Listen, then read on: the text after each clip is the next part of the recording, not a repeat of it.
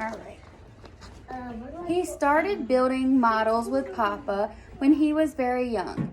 At first, he made simple plastic models, but very soon he was creating flying models out of light wood and paper. Before long, his brother could build models all by himself. He kept building bigger and better models that could fly longer and further and higher. On trips to the park with Sister Bear, he always took along his latest model for flight trials. That's like when we're talking in science, he's using trials. It's one of our experiments. On the trip to the park with Sister Bear, he always took along his new model. It was a thrill to wind up that propeller for the first time, let it go, and watch it fly across the park. What's going to happen? On Saturday afternoon, Brother tried out his latest creation, a big model plane painted bright red, and called it the Meteor. He sat down on the grass and wound the propeller. Sister joined some of her friends nearby, and one of them was minding her younger brother, Billy. He was playing with a small model plane like the one Brother had when he was little. When Billy saw Brother's new plane, he came over to take a look. Wow, that's beautiful. Thanks. She's called Meteor. I built her myself, Brother said proudly. Wow, I wish I could build a plane like that, said Billy. Brother finished winding up the propeller and picked up the Meteor. Can I help you fly it? Asked Billy. Brother was proud of his models, and he was very careful with them. It took him a long time to build, and they were easy to break. If you didn't launch them just right, it could crash. Well, said Brother doubtfully, I don't know. But then he remembered how Papa always let him help out when they were building flying planes, model planes, and that's how he learned, by helping Papa. Well, Brother said, okay, you can help me hold it. Oh boy, thanks, said Billy. Brother knelt down and let Billy hold the model with him. Now remember, don't throw it. Let it fly out of your hands. Here we go. 1, 2, 3. Fly. They both let go, and a big red meteor lifted up and away, and the propeller was whirring. Yippee! Yelled Billy. Look at it fly.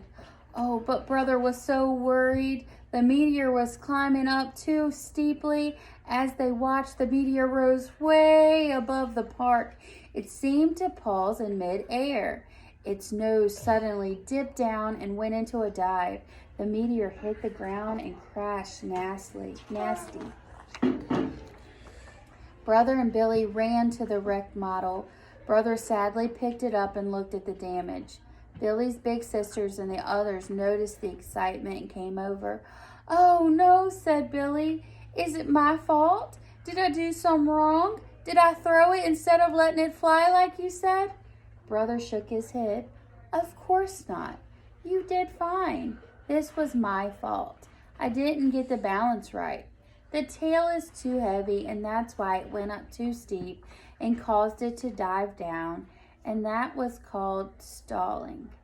Are you going to fix it? Asked Billy. Sure, said Brother. Build 'em, fly 'em, crash 'em, fix 'em. That's my motto. Could I help you?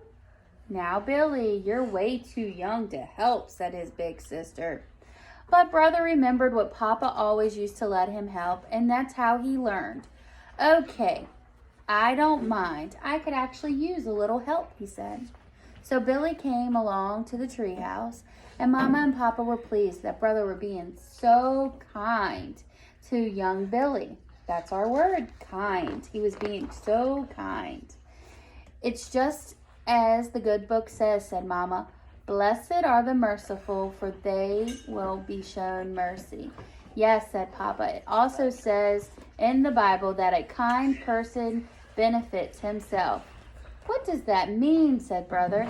It means that no act of kindness is wasted, said Papa. Any kindness you do will always come back to you. Every afternoon that week, Billy helped his brother work on the plane.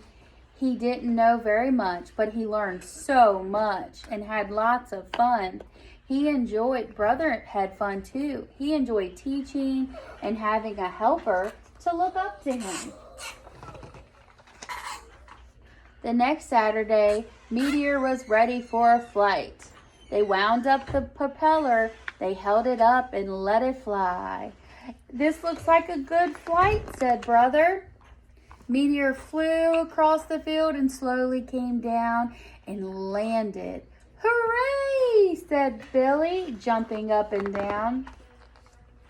Brother began to wind the propeller for another try, but the group of older cubs came to the park.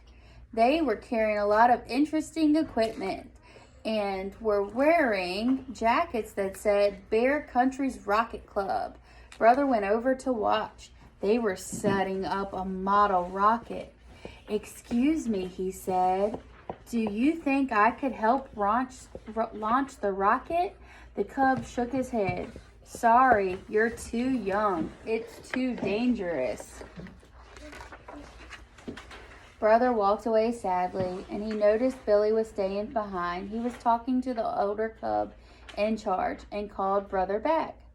My cousin Billy tells me that you helped him with the model plane. That was cool. You seem to know a lot about flying models. I guess you can help out. So the rocket let Brother hold things for them, carry things. He helped with glue. He learned a lot and was happy. And when it was time to let the rocket go, Brother got to push the button. 10, 9, 8, 7, 6, 5, 4, 3, 2, 1, fire! Whoosh! The rocket shot up into the air, high above the park, and then a yellow parachute popped out.